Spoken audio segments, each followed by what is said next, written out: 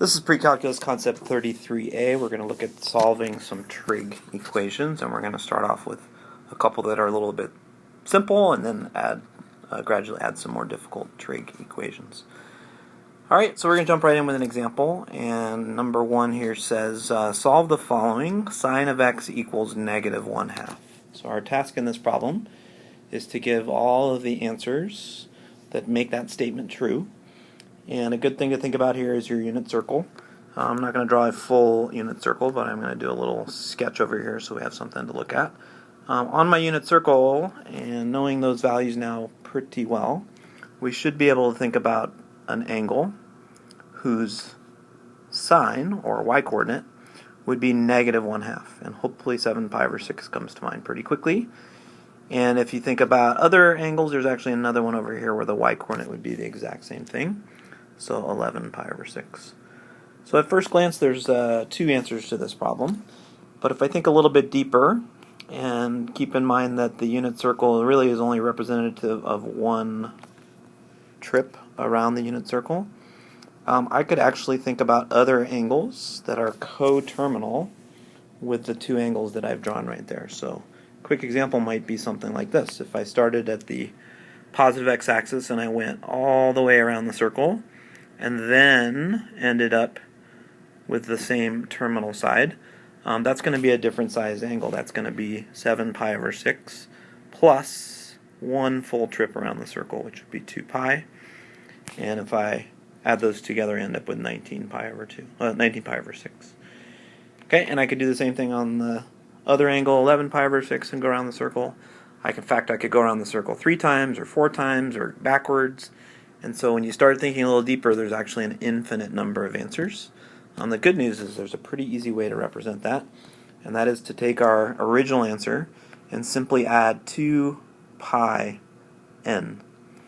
And this notation simply means 2 pi times any integer. So the n in this stands for any integer. You don't have to write this every time. When you see a n in a formula like this, it's implied that it's an integer of some sort.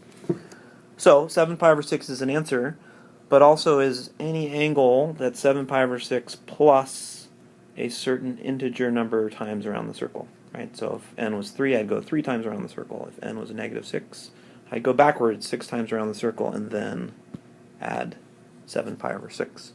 So that expression is representative of all angles whose terminal side is at 7 pi over 6. And so I would obviously do the same thing in this problem as well. So keep in mind that when you have a simple trig solution, there are actually an infinite number of answers, and this is the representation for that. Alright, let's try a u-try. Your task is to give all answers to the following equation: cosine of x equals root 2 over 2. Okay, hopefully you took a moment to think visually about this problem and where you might have an angle whose cosine is root 2 over 2.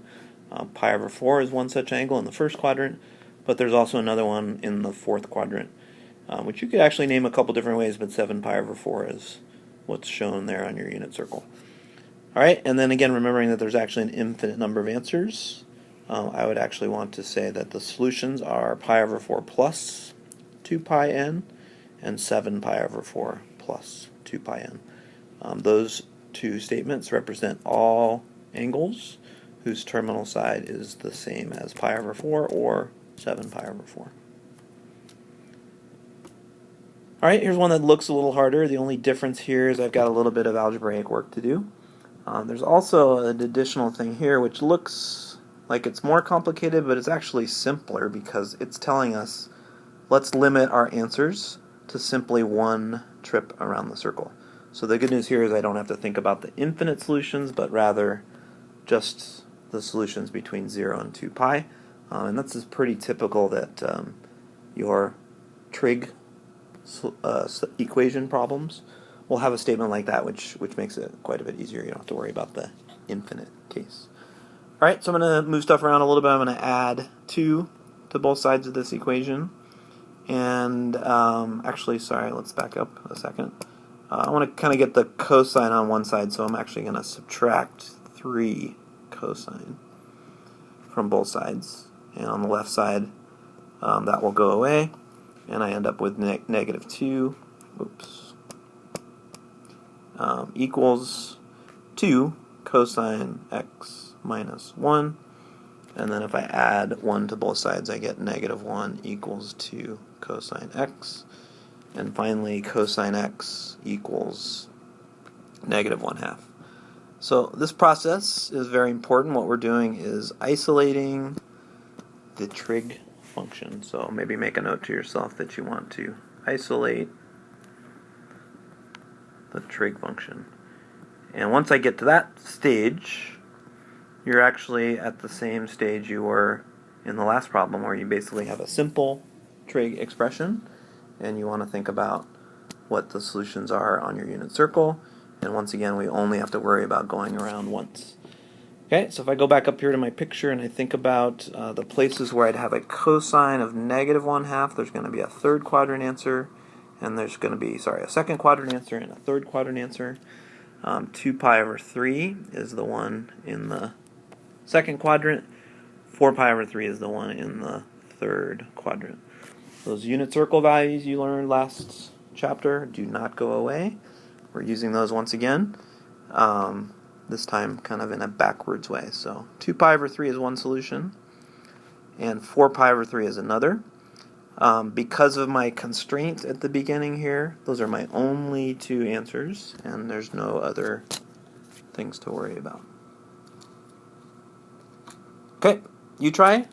Same kind of idea. Take this expression, see if you can give all of the answers in this interval.